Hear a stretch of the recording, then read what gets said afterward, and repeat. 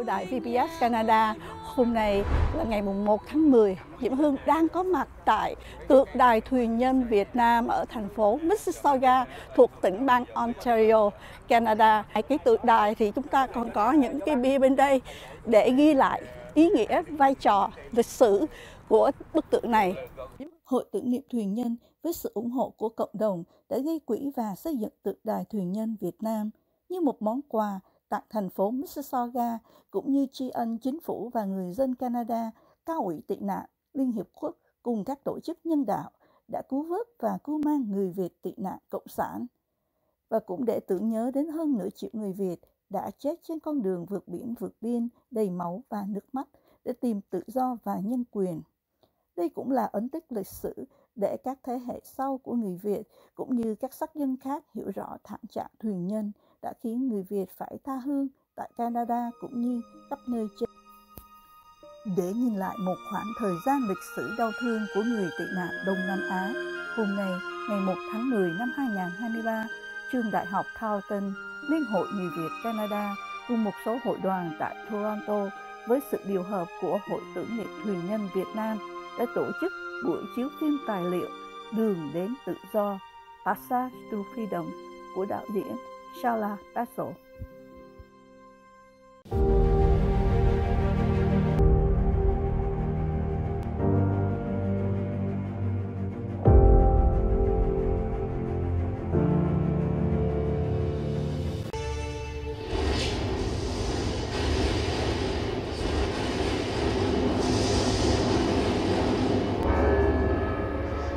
The Vietnam War was long, tragic, costly, and cruel,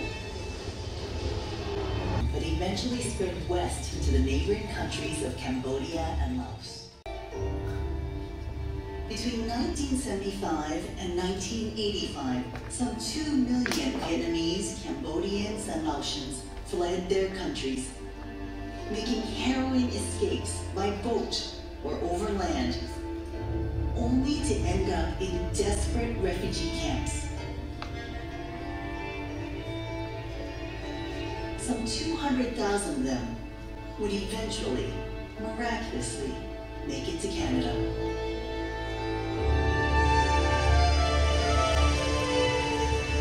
Mike, so right now we're going to have some interview for the VBS Canada TV, and I would love to hear the story of how we're going to get to today, which is the review of the Passage to Freedom. And I will start with you first, Mike. And can you tell us how the Heart of Freedoms project began? When Peter and I had just finished the book Running on Empty, which tells the story of the refugees from Southeast Asia from the Canadian perspective, we heard that Professor Colleen Lundy of Carleton University had been approached by some women from the Vietnamese community and asked, could we create something that allows the refugees to tell their own story? We recruited 2 more members of the team after we met with Colleen, Professor Moskovich, also from Carleton, and Professor Stephanie Stovey from Menno Simons University in Winnipeg. And we decided that the best way to do this would be to record interviews. With the aid of Sheila Petzol, we recruited teams of Cambodian, Laotian, and Vietnamese young people, and we trained them to be camera people, interviewers, and community outreach. And we turned them loose.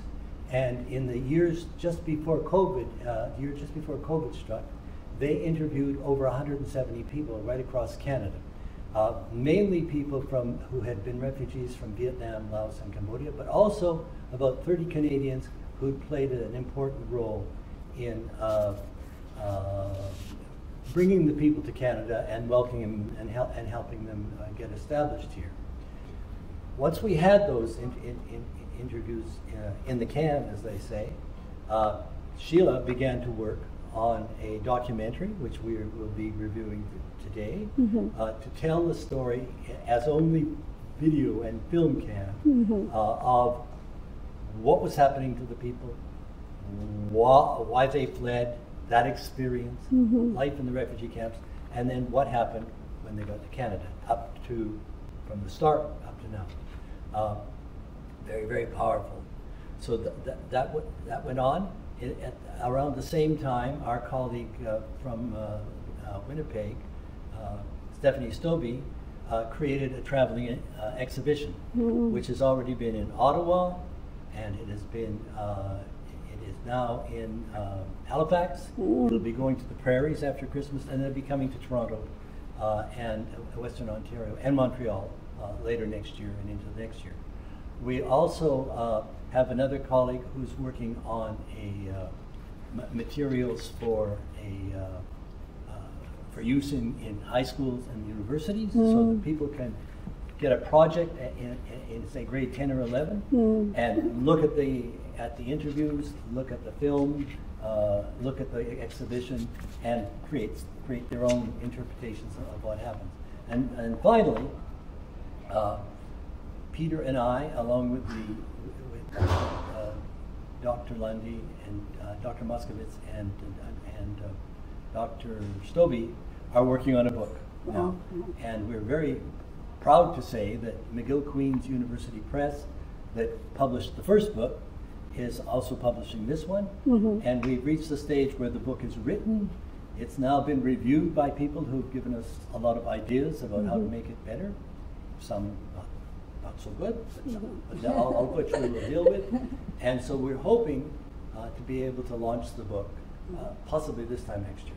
Beautiful. So how long has the whole process been going? Well, I'm almost 80 years old now, so I think it's been about 6 years. Yes. Wow, interesting. Yeah. Right. I mean, this is a very big project. It is. You know, to first of all interview 170 people It's true. across the country. One of the things that makes our projects so valid is that we have a managing committee that includes people from the Vietnamese, Laotian, and Cambodian diasporas in Canada who provide us with guidance. Beautiful. And make sure that we are telling the story in a way that they can relate to. And so that's been a very exciting part of it. Well, So I love that it's part. taken a long time. Yeah, but I love that part because like you go into the community, you get input from the community, and then it portrays. And our interviewers are from the community. It's true. It's true. So that is really beautiful. So the project has really deep roots in the community, and we did this project for the communities, not for ourselves, but for the community. Thank you so much on behalf of the community. I love it, right?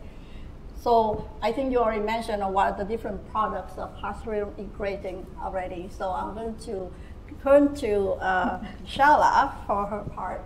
And Shala is, as Mike just mentioned, she is the director of the Passage of Freedom, which we're going to view it today. So Shala coming from Ottawa, just like Mike and Peter. So welcome to Toronto. Thank you, it's great to be here. Right, it's a lovely day today. So why did you make this film? Like, what motivated you to join hands with them and making this documentary? Well, first of all, let me say it's been a complete honor and privilege to be part of this project. I made this film primarily because it's a really important story, and it's one that should be remembered, never forgotten. It needs to be on the public record. And I think it's important. It's really important for Vietnamese people who made it here, Cambodians and Laotians as well who made it here, but equally really important for Canadians to hear this story. It's a really important story about who we are and who we can be. Right. And so that's why I think that was what motivated me the most. It's a very powerful story of resilience and courage and what we can do if we work together. It's also really important now, I think, because of the time we live in. There are refugees around the world who still need attention. And maybe this is an example of how we can all help in some way. And I have to say that we don't often hear positive stories about the government and civil service and politicians and so forth, but all of those people at that time in the 1980s and 90s did a remarkable job. And I think we need to give them credit for that. Yeah, we owe everything to Canada. And as we have seen the monument, the Vietnamese, most people monument outside, right where we are here, this is what we want to show the total appreciation of the Vietnamese community to the government of Canada, the people of Canada, and all the organizations that who help to bring us or give us a second chance, second chance at life. And the other thing is that this is, I think to date, still the most successful immigration refugee story in Canada. So we have some really important lessons to learn and to share for the future. And all these people came forward with their stories. It took great courage to tell some of these really difficult stories. And so, I just appreciate them so much. Thank you. And what was the most difficult part of the process? I know that it's not easy, but what you consider is the most difficult part of that? The most difficult part was watching so many of these interviews. Right. And listening to these stories. Right. It was extremely hard. Even now, I know that today I'm going to get emotional again because I realized what was at stake for all of these folks and what they did, what they accomplished. People like Tia, who came here under such incredible conditions and has made a wonderful life here. So many, and contributed so much to Canadian life that it was so hard to get here. It's true. It was really hard to watch that. Right. But so, a very rewarding experience, let me tell you. Thank you so much, and I couldn't wait to watch, viewing the movie today. And I think everybody at home, if you haven't got a chance to see it, hopefully one day you'll be able to see it on whether a website or another event that we're going to schedule. And I understand they're going to go around Montreal next week or something, right?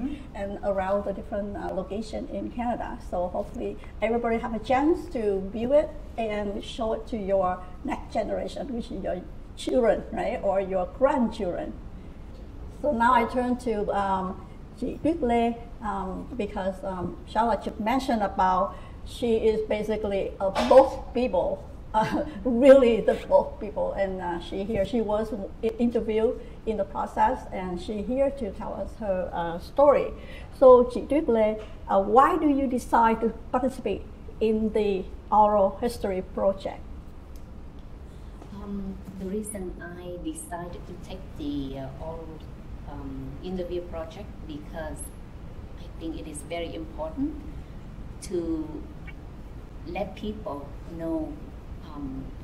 Not only people now, but for many generations to come, the reason why I'm here. The reason maybe one day their grandmother or great-grandmother is here. To me, it's very important because you cannot let the history pass away.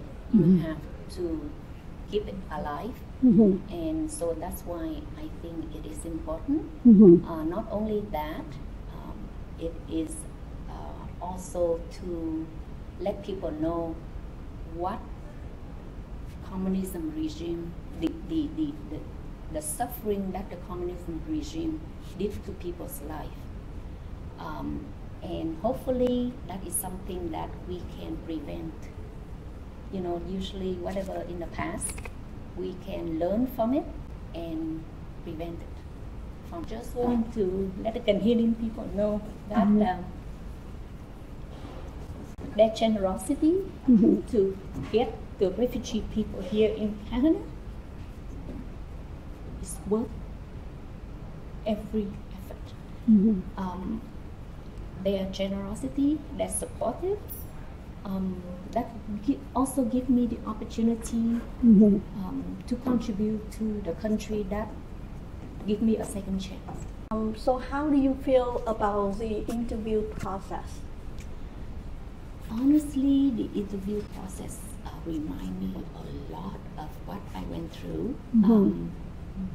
Sometimes the pain you don't want to remember, but this forces you to recall and make sure that the next generation would be able to understand why, and so that in a way, I feel that I don't have to keep it all in here. It is out there to share with many people, to share the experience, to share the pain and suffering that a lot of people going through. Also that we did not forget the one who never made it, the one who sacrificed for me to have perfect, like complete body today, because a lot of people went through the war, they never have the chance to tell the story that I'm telling them today. Beautiful. Thank you so much for sharing your feeling. Now I turn to Peter Daszczynski. He worked in the book Heart of Freedom, Southeast Asian Refugees in Their Own Words. So I would like to ask you, how far advanced in the book? Perhaps I'll change my answer a little bit and refer to its interview, her words that she just pronounced. It was quite touching for me to arrive at the Boat People Monument outside of this beautiful library building and see, and there she was. And of course, she didn't recognize me. I don't think she's ever seen me, but I know her. I know her very, very well. How do I know her very well? Sheila's film was very, very good, and she focused on a lot of things that I hope people will say. But the book attempts to distill all of the interviews and make a kind of sense of them. And after 3 years of hard work, it was very hard work, the final draft of the manuscript of the Hearts of Freedom, Southeast Asian Refugees in Their Own Words, has been written and submitted to McGill Queen's University Press. McGill Queen's is one of Canada's most prominent academic publishers. We have received 3 professional peer reviews of the book. All 3 agree that this is an important book that should be published. The 5 authors now face the hard work of editing the manuscript to include a range of positive suggestions and sometimes tough suggestions by the peer reviewers. The previous book dealing with Southeast Asia refugees in Canada was Running on Empty, published in 2017, also by McGill Queen's University Press, and it focused on the Canadian experience in selecting the refugees and resettling them in Canada. The new books, this book's main themes, are the refugees' tribulations in Southeast Asia and the resettlement and integration in Canada as experienced by the refugees themselves and expressed in often very emotional terms through oral interviews. The heroes of the book are over 140 Vietnamese, Cambodian, and Laotian Canadians, of whom over 80 are Vietnamese. These are former refugees, interviewed coast to coast in Canada. It is their stories that the book preserves for future generations. Beautiful. Thank you so much for all your Dự contributions án today. Heart of Freedom đã thực hiện 175 cuộc phỏng vấn tại 14 thành phố và có cuộc triển lãm di động khắp Canada. Ngoài ra, sẽ có chương trình giảng dạy tại các trường trung học và một cuốn sách sẽ xuất bản vào 2024. Kính thưa tất cả quý vị vừa mới theo dõi xong chương trình phóng sự của đài VBS Canada trong buổi chiếu phim Passage to Freedom.